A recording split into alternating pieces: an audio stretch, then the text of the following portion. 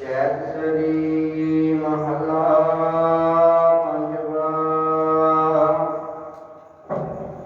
ਵਾਰ ਸਲੋਕਾ ਨਾਲ ਏਕ ਓੰਕਾਰ ਸਤਿਗੁਰ ਪ੍ਰਸਾਦਿ। ਸ਼ਲੋਕ ਆਦਿ ਪੂਰਨ ਮਧ ਪੂਰਨ ਅੰਤ ਪੂਰਨ ਪਰਮੇਸ਼ਵਰੈ। ਸਿਮਰੰਤ ਸੰਤ ਸਰਬਤ ਰਮਣ ਨਾਨਕ ਅਗਨਸਨ ਜਗਦੀਸ਼ਵਰੈ।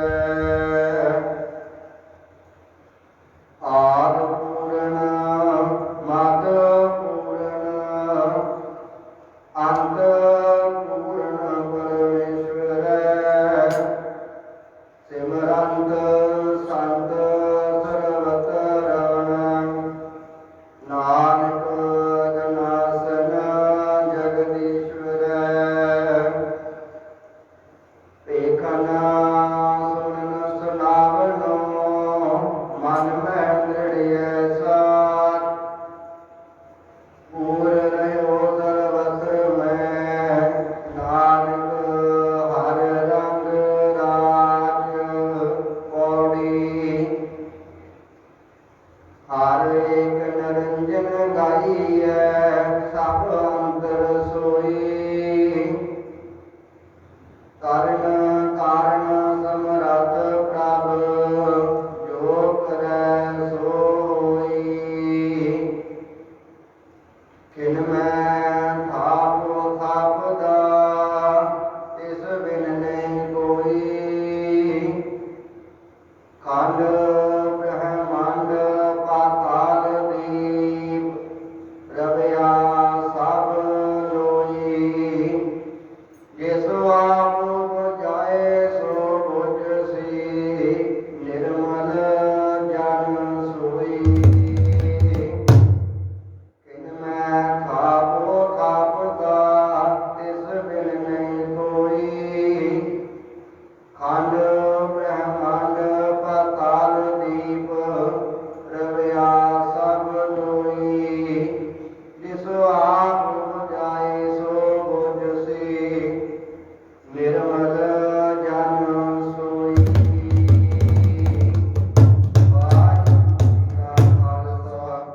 ਵਾਹਿਗੁਰੂ ਜੀ ਕੀ ਫਤਿਹ।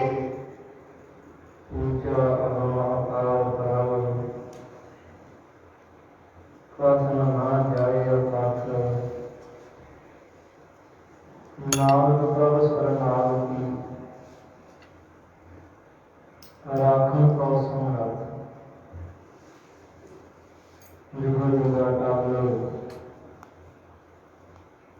ਚਵਰ ਸ਼ਤਰ ਤਖਤ ਦੇ ਮਾਲਕ ਸਤਿਗੁਰੂ ਧੰਨ ਧੰਨ ਸ਼੍ਰੀ ਗੁਰੂ ਗ੍ਰੰਥ ਸਾਹਿਬ ਜੀ ਮਹਾਰਾਜ ਜੀ ਦੀ ਪਾਵਨ ਪਵਿੱਤਰ ਹਾਜ਼ਰਾ ਹਜ਼ੂਰੀ ਅੰਦਰ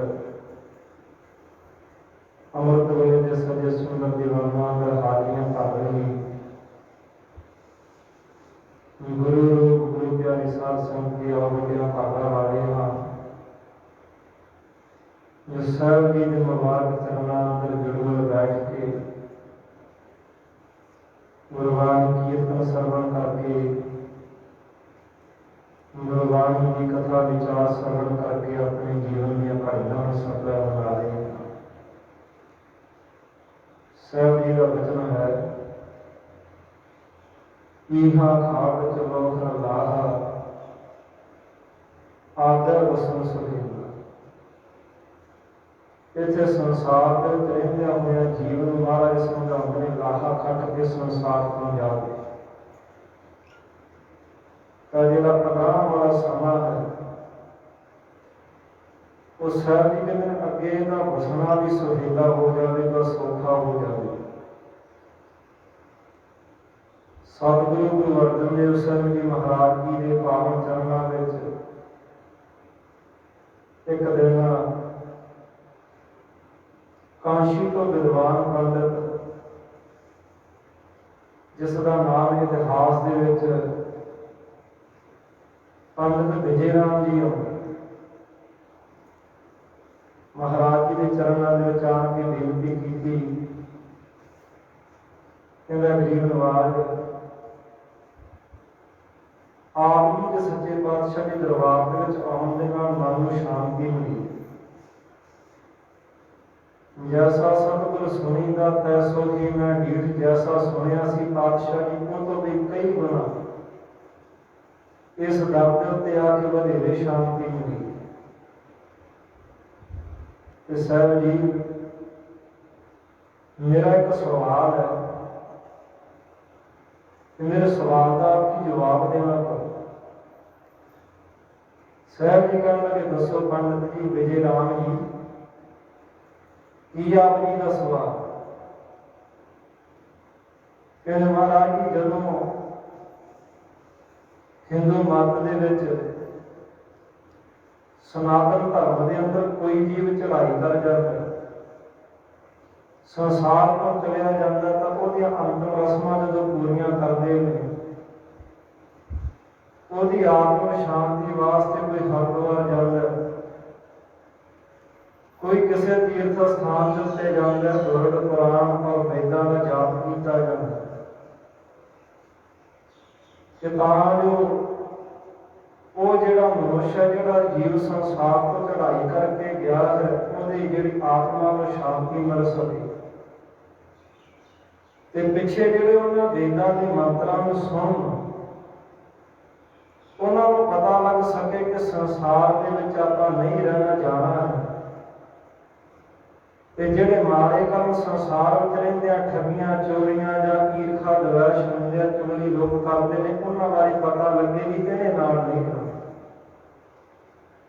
ਮਹਾਰਾਜ ਜੀ ਇੱਥੋਂ ਤੱਕ ਕਿ ਸਾਰੇ ਜਿਹੜਾ ਇਹ ਬ੍ਰਾਹਮਣਾਂ ਨੇ ਚਾਰ ਭਾਗਾਂ ਦੇ ਵਿੱਚ ਜਿਹੜਾ ਇਹ ਜਿਹੜੀ ਜਾਤ ਵਰਣ ਨੂੰ ਜਿਹੜਾ ਵੰਡ ਦਿੱਤਾ, ਖੱਤਰੀ ਬ੍ਰਾਹਮਣ ਸ਼ੂਦਰ ਤੇ ਵੈਸ਼। ਮਹਾਰਾਜ ਜੀ ਜਿਹੜਾ ਵੈਸ਼ ਹੈ ਉਹਦੇ ਘਰ ਦੇ ਵਿੱਚ ਕਹਿੰਦੇ ਨੇ ਕਿ 30 ਦਿਨਾਂ ਤੱਕ ਸੂਤ ਕਰੇਗਾ।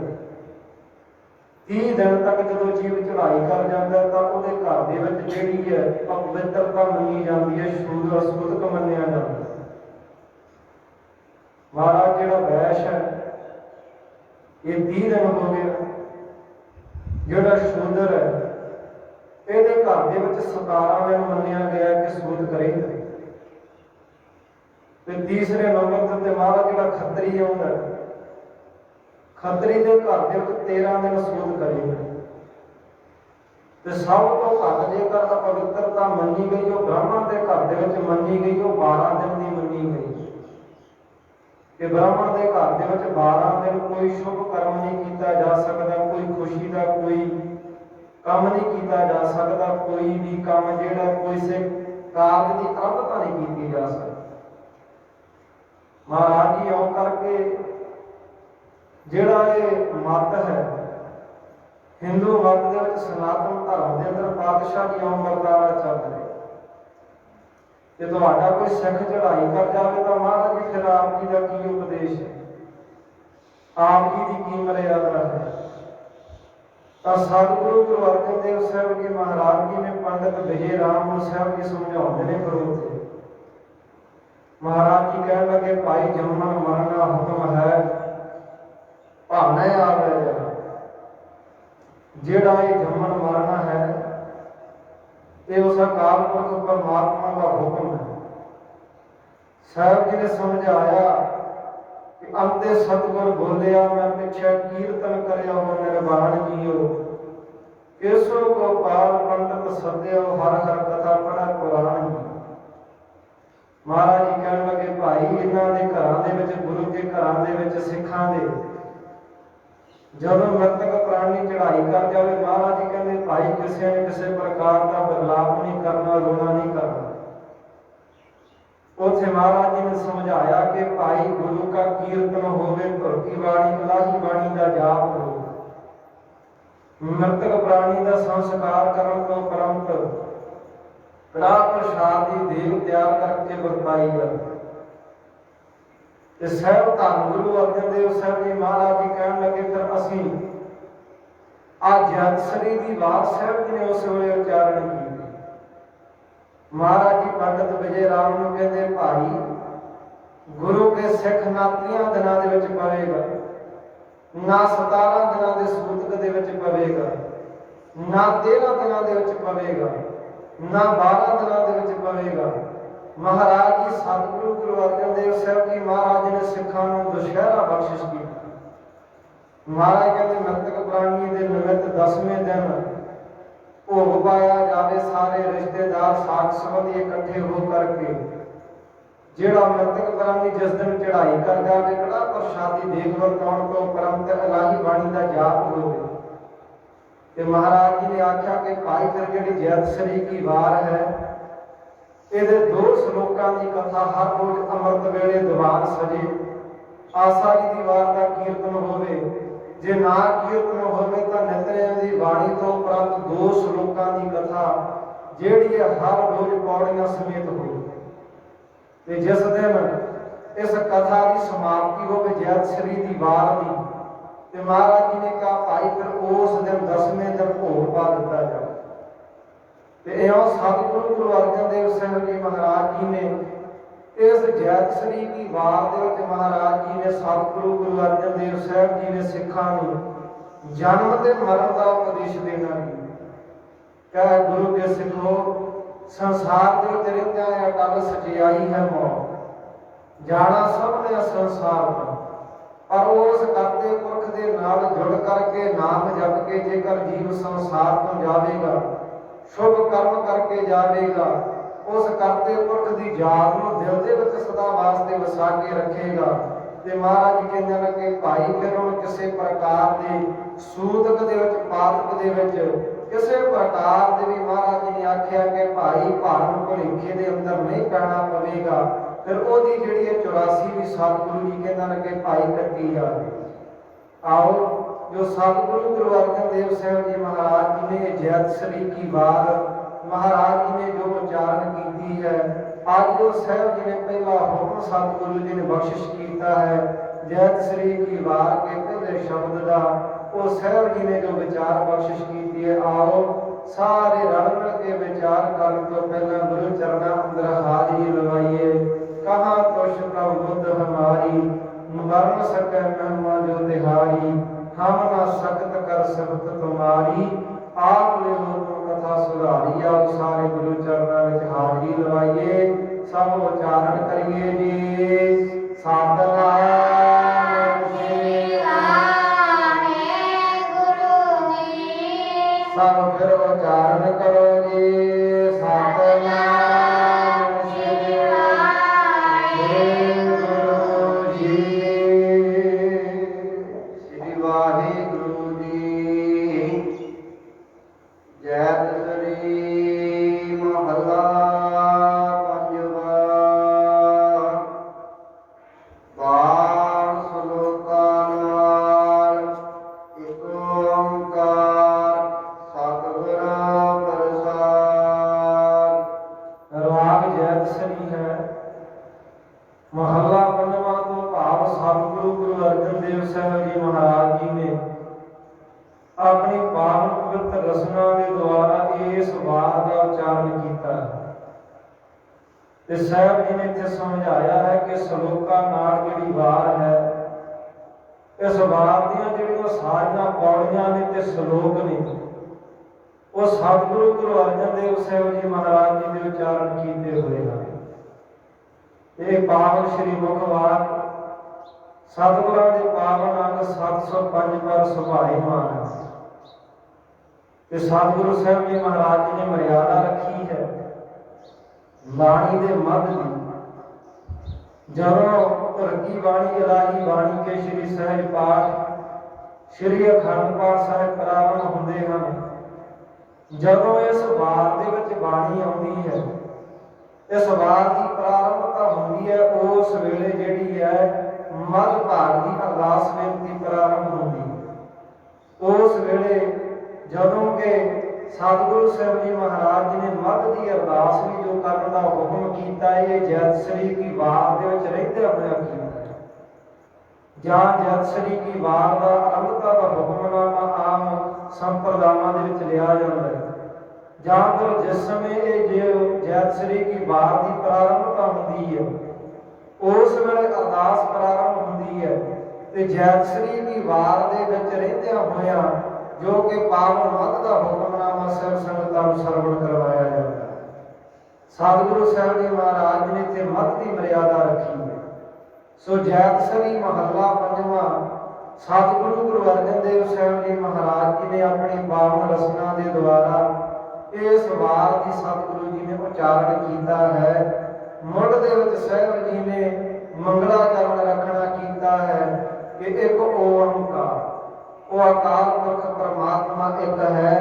ਬਾਣੀ ਦੀ ਅਰੰਭਤਾ ਸਤਿਗੁਰੂ ਜੀ ਨੇ ਸੱਸੇ ਤੋਂ ਕੀਤੀ ਹੈ, ਸਤਿਗੁਰ ਪ੍ਰਸਾਦ। ਇੱਥੇ ਸਾਹਿਬ ਜੀ ਨੇ ਪਹਿਲਾ ਮੰਗਲਾਚਰਨ ਹੈ, ਅਰੰਭਤਾ ਸੱਸੇ ਤੋਂ ਹੋ ਰਹੀ ਹੈ ਤੇ ਸਮਾਪਤੀ ਵੀ ਇਸ ਬਾਣੀ ਦੀ ਸੱਸੇ ਤੇ ਹੋ ਰਹੀ ਹੈ।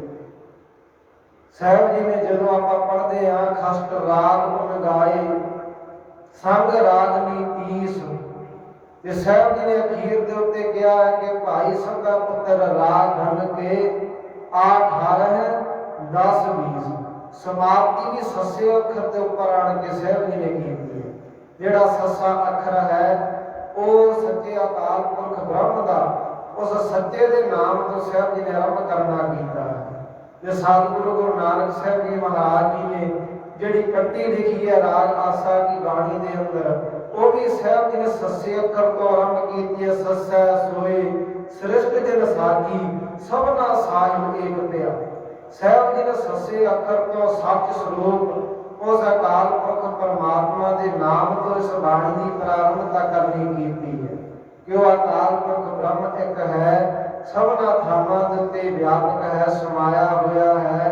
ਐਸਾ ਉਹ ਦੁੱਤੀ ਬ੍ਰਹਮ ਹੈ, ਪੂਰੇ ਗੁਰੂ ਦੀ ਕਿਰਪਾ ਦਾ ਸਦਕਾ ਪ੍ਰਾਪਤ ਹੋਣਾ ਹੁੰਦਾ ਹੈ।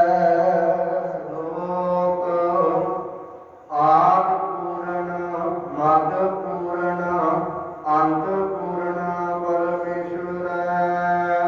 ਸਤਿਗੁਰੂ ਗੁਰੂ ਅਰਜਨ ਦੇਵ ਸਾਹਿਬ ਜੀ ਮਹਾਰਾਜ ਜੀ ਸਮਝਾਉਣਾ ਕਰਦੇ ਨੇ, ਇਹ ਗੁਰੂ ਕੇ ਸਿੱਖੋ, ਆਦ ਦੇ ਵਿੱਚ ਜਦੋਂ ਇਸ ਸੰਸਾਰ ਦੀ ਉਤਪਤੀ ਵੀ ਨਹੀਂ ਸੀ ਹੋਈ, ਜਿਹਦੇ ਪਰਥਾਈ ਗੁਰੂ ਅਰਜਨ ਦੇਵ ਸਾਹਿਬ ਜੀ ਮਹਾਰਾਜ ਜੀ ਨੇ 21ਵੀਂ ਅਸ਼ਟਪਦੀ ਦੇ ਵਿੱਚ ਸਮਝਾਉਣਾ ਕੀਤਾ, ਆਪੇ ਆਪ ਕਥਾ ਆਪ ਸੁਣਨਾ ਹਾਰ, ਆਪ ਕਹਿ ਏਕ ਆਪ ਵਿਸਥਾਰ, ਜਾਂ ਤਿਸ ਭਾਗਤ ਦਾ ਸ੍ਰਿਸ਼ਟੋ ਪਾਏ, ਆਪਣੇ ਭਾਣੇ ਲਏ ਸਮਾਏ। ਜਦੋਂ ਸੰਸਾਰ ਦੇ ਵਿੱਚ ਕੁਝ ਵੀ ਨਹੀਂ ਸੀ ਬਣਿਆ, ਜਦੋਂ ਇਸ ਬ੍ਰਹਿਮੰਡ ਦੀ ਰਚਨਾ ਵੀ ਨਹੀਂ ਸੀ ਹੋਈ, ਮਹਾਰਾਜ ਜੀ ਕਹਿੰਦੇ ਨੇ ਕਿ ਭਾਈ ਉਸ ਸਮੇਂ ਦੀ ਆਦ ਦੇ ਵਿੱਚ ਜੇਕਰ ਪੂਰਨ ਸੀ, ਪੂਰਾ ਸੀ, ਉਹ ਇੱਕ ਅਕਾਲ ਪੁਰਖ ਆਪ ਸੀ। ਆਦ ਪੂਰਨ ਮੱਧ ਪੂਰਨ। ਹੁਣ ਮਹਾਰਾਜ ਜੀ ਕਹਿੰਦੇ ਹਨ ਕਿ ਭਾਈ ਆ ਸੰਸਾਰ ਦਾ ਜਿਹੜਾ ਮੱਧ ਹੈ, ਸੰਸਾਰ ਨੂੰ ਬਣਾ ਕਰਕੇ ਇਹਦੇ ਵਿੱਚ ਵੀ ਜੇਕਰ ਕੋਈ ਚੀਜ਼ ਪੂਰਨ ਹੈ, ਉਹ ਅਕਾਲ ਪੁਰਖ ਬ੍ਰਹਮ ਹੈ, ਉਹ ਵਾਹਿਗੁਰੂ ਪਰਮੇਸ਼ਰ ਆਪ ਜਿਹੜਾ ਕਿ ਭਾਈ ਰੱਬ ਰਿਹਾ ਤੇ ਅੰਤ ਪੂਰਨ ਪਰਮੇਸ਼ਰ। ਮਹਾਰਾਜ ਕਹਿੰਦੇ ਨੇ ਅੰਤ ਦੇ ਵਿੱਚ ਵੀ ਜੇਕਰ ਕੋਈ ਸਮਾਪਤੀ ਤੋਂ ਬਾਅਦ ਦੇ ਵਿੱਚ ਇਸ ਸੰਸਾਰ ਦੀ ਰਚਨਾ ਖਤਮ ਹੋਣ ਤੋਂ ਬਾਅਦ ਦੇ ਵਿੱਚ ਵੀ ਪੂਰਨ ਹੋਵੇਗਾ ਤੇ ਉਹ ਅਕਾਲ ਪੁਰਖ ਬ੍ਰਹਮ ਸਰੂਪ ਵਾਹਿਗੁਰੂ ਜੀ ਆਪ ਹੈ। ਸਿਮਰੰਤ ਸੰਤ ਸਰਵਤਰਣ ਨਾਨਕ ਸਿਮਰੰਤ ਸੰਤ ਸਰਬਤਰ ਰਮਨ। ਮਹਾਰਾਜ ਜੀ ਕਹਿੰਦੇ ਨੇ ਕਿ ਭਾਈ ਉਸ ਅਕਾਲ ਪੁਰਖ ਪਰਮਾਤਮਾ ਨੂੰ ਸਿਮਰਦੇ ਨੇ, ਉਹਦੇ ਨਾਮ ਨੂੰ ਧਿਆਉਣਾ ਕਰਦੇ ਨੇ। ਜਿਹੜੇ ਰੱਬ ਦੇ ਪਿਆਰੇ ਨੇ, ਸੰਤ ਜਨ ਨੇ, ਉੱਤਮ ਪੁਰਸ਼ ਨੇ, ਸੰਸਾਰ ਵਿੱਚ ਰਹਿੰਦਿਆਂ ਹੋਇਆਂ ਸਿਮਰੰਤ ਸੰਤ ਸਰਬਤਰ ਰਮਨ, ਉਹ ਫਿਰ ਜਿਹੜਾ ਸਭਨਾ ਦੇ ਵਿੱਚ ਸਮਾਇਆ ਹੋਇਆ ਹੈ, ਸਭਨਾ ਦੇ ਵਿੱਚ ਵਿਆਪ ਰਿਹਾ ਹੈ, ਉਹ ਜਿਹੜਾ ਰਮਿਆ ਹੋਇਆ ਵਾਹਿਗੁਰੂ ਹੈ, ਉਹ ਜਿਹੜਾ ਅੱਗ ਤੋਂ ਭਾਵ ਹੈ, ਜਿਹੜਾ ਪਾਪਾਂ ਦਾ ਨਾਸ ਕਰਨ ਵਾਲਾ ਹੈ, ਉਸ ਦੇ ਨਾਮ ਨੂੰ ਜਿਹੜਾ ਕਿ ਭਾਈ ਉਸ ਦੇ ਸਿਮਰਨ ਨੂੰ ਰੱਬ ਦੇ ਪਿਆਰੇ ਕਰਦੇ ਹਨ। ਦੇਖਣ ਸੁਣਨ ਸੁਨਾਵਣ ਮਨ ਮੈਂ ਦ੍ਰਿੜੀਐ ਸਾਚ। ਹੁਣ ਸੰਸਾਰ ਵਿੱਚ ਮਹਾਰਾਜ भाई देखण योग कौन है। जेकर देखण योग देखा जाए संसार के उत्ते रहिंदे रंग तमाशे देखदे अखां नहीं थकदियां। साहिब जी का वचन है अखी देख न रंगियां वो रंग तमाशे, नक न रजा वासला वो सुगंध निवासे। आ जिहड़े अखां ने ये संसार को देखदियां तकदियां जिहड़ियां थकदियां ने, पर अखीर नूं सच दे विच कुछ भी नहीं है। साहिब धन गुरु अमरदास साहिब जी महाराज जी ने समझाउणा कीता, ये नेत्र हुण मेरे हो हर तुम मैं जोत धरी, हर दिन अगर न देखो कोई। तुसीं उस अकाल पुरख तो बिना आखो किसी नूं देखो ही ना। हुण महाराज कहंदे ने देखण सुणन, सुणन योग भी की है, वो अकाल पुरख का नाम है, वो आप है। सुनावण सुनाउण योग भी वही है। ते साहिब जी कहंदे हन कि भाई सुन गावण हारे राम, ऐ मना तू उस गाउण योग अकाल पुरख परमात्मा नूं गावण हारे नूं गाजे करवाउणा। ते मन में दृढ़ है साज, मन दे विच भाई अपने उस सच्चे नाम नूं, उस अकाल पुरख परमात्मा नूं जिहड़ा दृढ़ कर पूर्ण तौर ते अपने मन दे विच विश्वास धार के ऐसे जिहड़ा देखण तो भाव है देखण योग, सुणन योग ते सुनाउण योग अकाल पुरख है, उस सच्चे दे नाम नूं मन दे विच वसाउणा कर। पूर रहे हो सर्वत्र मैं, नानक हर रंग राज। ते ओ वाहिगुरु साहिब जी आखदे पूर रहे हो सर्वत्र, सबना दे विच ओ वस रिहा है, नानक हर रंग राज। ते ओ अकाल पुरख परमात्मा अपने रंगां दे विच जिहड़ा कि भाई अपने मन नूं उस दे रंग दे विच रच लै रचा लै। पौड़ी हर एक निरंजन गाईऐ, सब अंतर सोई। हुण पौड़ी दे द्वारा साहिब जी ने उपदेश देना कीता है, हर एक निरंजन गाईऐ।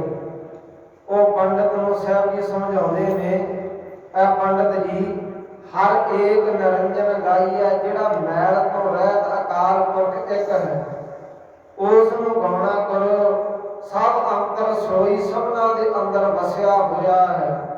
जिथे भी देखो जा जा देखो ता हजूर, दूर कत होना जाई, रब रहिया सर्वत्र मैं, मन सदा तेरा। फिर ये गल नहीं कहनी पवेगी तुद बिन दूजा नाही कोय, तू करतार करे सो होए, तेरा जोर तेरी मान टेक, सदा सदा जप नानक एक। साहिब जी ने समझाउणा कीता, हुण है भाई संसार दे उत्तों जाना सबने है, किसी ने संसार के उत्ते नहीं रहना करना है। हर एक निरंजन गाई है, हुण उस हरि नूं एक नूं गाउणा कर। सब अंतर सोई, जो सारिਆਂ ਦੇ अंदर समाया होया है। कारण कारण समरथ है, कारण कारण समरथ प्रभु, जो करे सो होई। साहिब जी कहते हैं कि भाई वो कर्म कराउण दा मालक आप है, कर्म कारण समरथ प्रभु, आप कर भी सकता है ते किसी तो करवा भी सकता है। सुखमणी साहिब की बाणी में आपां पढ़ते हैं, कारण कारण प्रभ एक है, दूसरा नाही कोय, नानक तिस बलिहार नै, जल थल महीयल सोय। जिहड़ा जल दे विच, थल दे विच, महीयल तो भाव आकाश दे विच जिहड़ा अकाल पुरख परमात्मा समाया होया। ते साहिब जी हुण कहंदे हन कि भाई जो करे सो होई, जो अकाल पुरख परमात्मा करदा है ਉਹੀ ਸੰਸਾਰ ਦੇ ਵਿੱਚ ਵਰਤਦਾ ਹੈ। ਬਿਨ ਮੈਂ ਥਾਪੋ ਖਾਪਦਾ, ਤਿਸ ਬਿਨ ਨਹੀਂ ਕੋਈ। ਹੁਣ ਵਾਹਿਗੁਰੂ ਇਤਨਾ ਵੱਡਾ ਹੈ ਕਿ ਅੱਖ ਝਪਕਣ ਦੇ ਸਮੇਂ ਦੇ ਵਿੱਚ ਖਿੰਨ ਹੈ, ਬੜੀ ਜ਼ਿਆਦਾ ਸਮੇਂ ਦੀ ਛੋਟੀ ਇਕਾਈ ਹੈ। ਸਾਹਿਬ ਜੀ ਕਹਿੰਦੇ ਖਿੰਨ ਮੈਂ ਥਾਪ ਉਹ ਥਾਪਦਾ, ਖਿੰਨ ਦੇ ਵਿੱਚ ਉਹ ਧਰਤੀ ਨੂੰ ਬਣਾ ਦਿੰਦਾ ਹੈ, ब्रह्मांड की रचना कर देता है। वो थाप का तो भाव जिहड़ा खत्म कर देता है, वो अकाल पुरख परमात्मा हरन भरन जाका नेत्र फोर, इसका मंत्र ना जाने हो। महाराज कहते भाई वो जिहड़ा अख खुरकण दे समय विच हरन भरन ਜਾ ਕਾ ਨੇਤਰ ਖੋਲ। ਆਪਣੇ ਜਿਹੜਾ ਕਿ ਭਾਈ ਉਹ ਅੱਖ ਝਪਕਣ ਦੇ ਸਮੇਂ ਦੇ ਵਿੱਚ ਸੰਸਾਰ ਨੂੰ ਭਰ ਸਕਦਾ ਹੈ ਤੇ ਸੰਸਾਰ ਨੂੰ ਖਤਮ ਕਰ ਸਕਦਾ ਹੈ। ਹੁਣ ਸਾਹਿਬ ਜੀ ਕਹਿੰਦੇ ਖਨਮ ਹੈ ਥਾਪ ਤੋਂ ਥਾਪ ਦਾ ਤਿਸ ਬਿਨ ਨਹੀਂ ਕੋਈ। ऐसे ब्रह्म तो बिना, ऐसे वाहिगुरु परमेश्वर तो बिना दूजा कोई होर संसार दे विच है नहीं है। अज ब्रह्मांड पाताल दीप रविया सब लोई। हुण जितने खंड ने 9 खंड गिनती दे विच ने, 9 खंड ने और जितने ब्रह्मांड ने, जितने पाताल ने, खंड ब्रह्मांड पाताल दीप, जिन्ने दीप ने ये संसार की रचना जिहड़ी बनी हुई है। साहब जी कहते रविया सब लोई, सबना दे विचों एक वरत रहा है, होर दूजा कोई नहीं है जिहड़ा वरतदा हो। पढ़दे ही दूजा का के सिमरिया जमुना ते मर जाए। एको सिमरो नानका जो जल थल रहा समाए। साहब जी कहते कि भाई खंडा विच ब्रह्मंडा विच दीपां लोण दीपां दे विच ते होर सारे ब्रह्मांड दी रचना दे विच ओ अकाल पुरख ब्रह्म स्वरूप आप ही वरत रहा है। जिस आप बुझाए सो बुझसी, निर्मल जन सोई। हुण वाहिगुरु परमेश्वर जी दे उत्ते आप कृपा कर दे। जिस आप बुझाए, जिसनों आप ज्ञान देना दे देवे, सो बुझ सी ओही इस जेड़ी है विचार में बुझ सकता है। निर्मल जन सोई, फिर वो जेड़ा जीव है निर्मल तो रह, मैल तो रहत हो जाना करता है। क्योंकि जदों उसनों पता लग जाता है कि संसार दे विच दूजा कोई है ही नहीं, फिर ठगी किस दे नाल मारेगा, चोरी की तो करेगा, फिर ईर्खा किहदे नाल करेगा, चुगली किस दी करेगा, द्वेष भावना जिहड़ी ਉਹ दूर हो जाना करेगी। सारियां दे विच उस अद्विती ब्रह्म ਨੂੰ देखना करेगा ते फिर ਜਿਹੜਾ है ਉਹਨੂੰ ਉਸ ਜਦੋਂ ब्रह्म स्वरूप ਨੂੰ ਸਭਨਾ ਪਾਸੇ ਦੇਖੇਗਾ, ਉਹਨੂੰ ਧਿਆਉਣਾ ਕਰੇਗਾ ਤੇ ਆਪ ब्रह्म स्वरूप ਬਣ ਜਾਵੇਗਾ। ਹੁਣ ਸਾਹਿਬ ਜੀ ਨੇ ਸਮਾਪਤੀ ਦੇ ਵਿੱਚ ਸਮਝਾਉਣਾ ਕੀਤਾ ਹੈ, ਜਿਸ ਆਪ ਬੁਝਾਏ, ਜਿਹਨੂੰ ਅਕਾਲ ਪੁਰਖ परमात्मा आप कृपा करके ये विचार की सुरझी दे देता है, सो बुझ सी ओही बुझदा है। निर्मल जन सोई, ते मैल तो रहत जेड़ा जान है ओही है। जिन्हों पता लग गया आद पूर्ण, मध्य पूर्ण, अंत पूर्ण परमेश्वर। इस संसार के आद विच भी ओह है, मध्य दे विच भी ओह है, ते अंत दे विच भी जेकर होवेगा ਉਹੀ ਸਭਨਾ ਥਾਵਾਂ ਦੇ ਉੱਤੇ ਸਮਾਇਆ ਹੋਇਆ। ਤੇ ਸਤਿਗੁਰੂ ਸਾਹਿਬ ਜੀ ਮਹਾਰਾਜ ਜੀ ਨੇ ਮੂਲ ਮੰਤਰ ਦੇ ਵਿੱਚ ਹੀ ਸਮਝਾ ਦੇਣਾ ਕੀਤਾ ਹੈ, ਆਦ ਸੱਚ, ਜੁਗਾਦ ਸੱਚ ਹੈ, ਭੀ ਸੱਚ, ਨਾਨਕ ਹੋਸੀ ਭੀ ਸੱਚ। आओ ऐसे अद्वितीय ब्रह्म वाहिगुरु ਨੂੰ सदा वास्ते नमस्कार करना करिए, जो सबना थावां दे उत्ते समाया है। बार नै बलिहार नै लख वरिया, नामो हो नाम साहिब को प्राण अधरिया। ऐसे वाहिगुरु परमेश्वर के नाम को सदा वास्ते बलिहार नहीं जाना करिए। ऐसे नाम की दात को गुरु चरणों में सदा वास्ते मंगते रहना करिए। आओ सारे गुरु चरणों में आप एवं ही दात मंग के सारे समाप्ति करना करिए। विसरना ही दातार, विसरना ही दातार, विसरना ही दातार, विसरना ही दातार, विसरना ही दातार, विसरना ही दातार, विसरना ही दातार, विसरना ही दातार। अपना नाम देहो, अपना नाम देहो,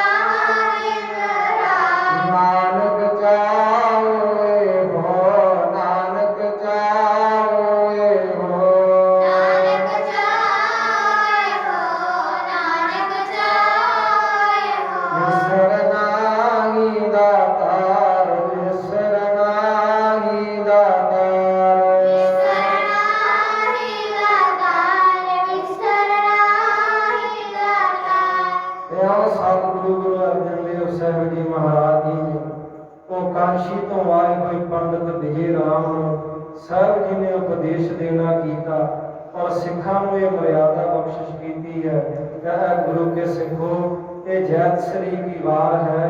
जदों भी कोई प्राणी संसार को चलिया जाए, वैसे अज का समा तो बड़ा ज़्यादा भयानक चल रहा है। 10 दिन का समा किसी को रह ही नहीं गया। हुण तां इत्थों तक समा आ चुकिया कि कहते हैं कि मृतक प्राणी चढ़ाई कर गया तो जिहड़ा सुखमनी साहब जी का पाठ करवा के समाप्ति करनी कर दे। नहीं, साहब जी ने जो मर्यादा रखना की है, गुरु के सिखा को दशहरा दिता है। सारिया भरमां दे विचों वहमां दे विचों कढ करके 10 दिन साहब जी ने दिते ने कि उन्हां 10 दिनां दे विच अमृत वेले जिहड़ी है वो कथा जिहड़ी है 2 श्लोकां दी होवे ते रात दे समय 5 सहस्कृति के जो श्लोक ने सतगुरु गुरु अर्जन देव साहब जी महाराज जी ने उच्चारण किए ने वो भी कांक्षी तो आए जिहड़े पंडित 2 भरा साहब जी के चरणों में आण के उन्होंने बेनती की सी ते महाराज जी ने उन्होंने उपदेश बख्शिश किया। उन्होंने मन में धीरज जो सतगुरु जी ने बख्शिश करना किया सी वो साहब जी ने 5 श्लोक सहस्कृति के रात के समय जो सारा परिवार इकट्ठा होकर बैठे उस वेले महाराज जी ने कथा करके भोग पाने की साहब जी ने हदायत की। सो आओ सतगुरु साहब जी महाराज जी ने आउं करके राग जैतसरी की वार दे विच महाराज जी ने जो कि पंडित विजय राम को उपदेश बख्शिश किया और गुरु के सिखा साहब जी ने समझाना किया। गुरु के सिखो संसार दे विच रहिंदियां होया जेकर जुड़ना है उस अदुੱਤੀ ब्रह्म दे नाल वाहिगुरु दे नाल जुड़ना करना है जिहड़ा आद दे विच मध दे विच अनंत दे विच संपूर्ण है।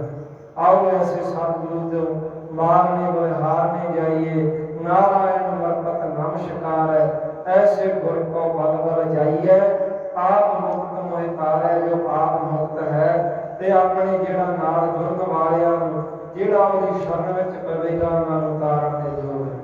आओ गुरु शब्द की विचार करते हैं, गुरु इतिहास की विचार करते हुए बेअंत बेअंत प्रकार दी गलतियां भुलां की खिमा बख्शिश करनी सतगुरु और सतगुरां की संगत बख्शण योग है।